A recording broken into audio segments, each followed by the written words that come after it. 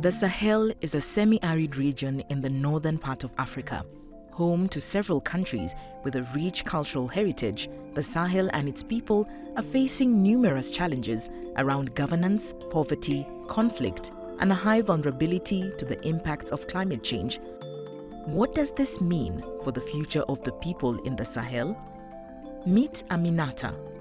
Her community is already experiencing the negative impact of climate change. Floods and droughts that lead to failed harvests are just some of them. Will things only get worse? What will Aminata's life look like 30 years from now? Well, we know that our climate is changing and some of its impacts cannot be reversed. But just how much will these impacts affect the lives of people in the Sahel? That is not fully determined yet. Future socio-economic and political conditions will have a strong influence on how vulnerable or resilient people in the region will be. What if the region follows a track of relentless growth?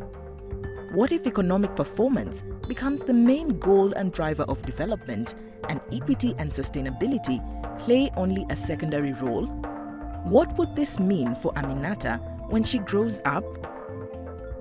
In this scenario, Aminata and her husband have moved to the city after he got a job at a textiles company.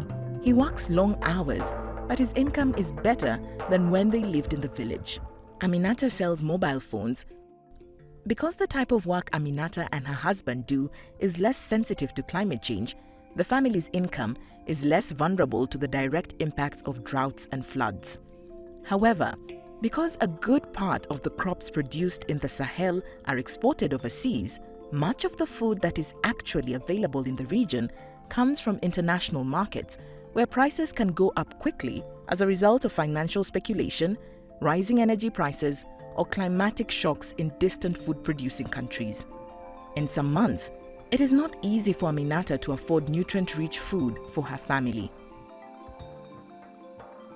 But what if the world around Aminata evolves in a different and perhaps darker way?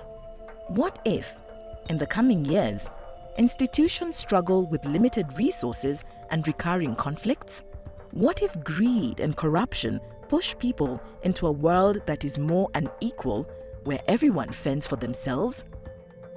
In this scenario, Aminata and her family have moved to a fast-growing neighborhood in the country's capital. Their house does not protect them well against heat or heavy rain. It was impossible for her to make a living as a farmer, as the land around her village was bought over by a large company. Now, she and her husband juggle multiple unsteady jobs, lacking any meaningful social security net. Money is often short, but this is not the case for everyone.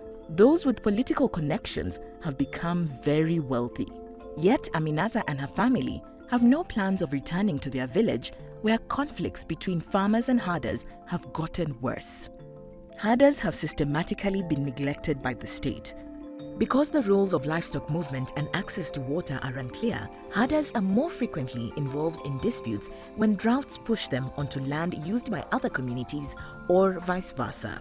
Disputes often turn violent as people lose trust in other communities and in local institutions.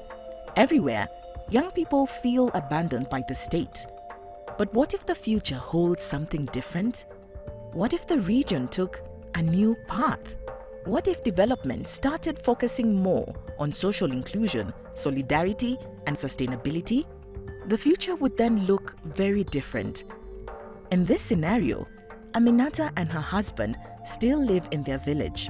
Thanks to a region-wide push for small-scale agriculture that mainly relies on rainwater harvesting and clearly defined land rights, they're able to have their own small farm where they grow food for themselves, rear some animals, and sell the excess to an agricultural cooperative.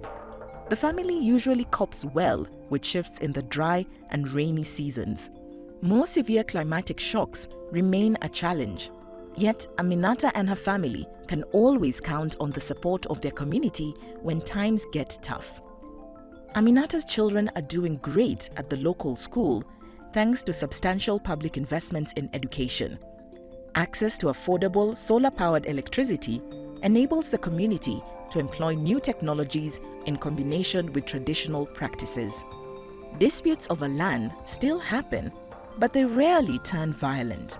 When droughts push herders onto farmed land or farmers onto grazing land, local committees that have been set up to resolve conflicts are usually able to step in and defuse the situation.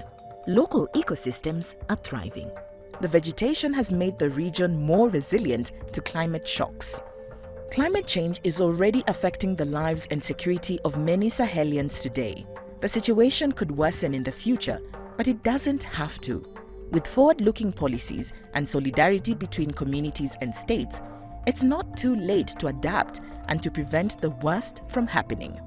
We can't know for sure what the future will look like, but we can be certain that for Aminata and many others, the choices made today will make all the difference tomorrow.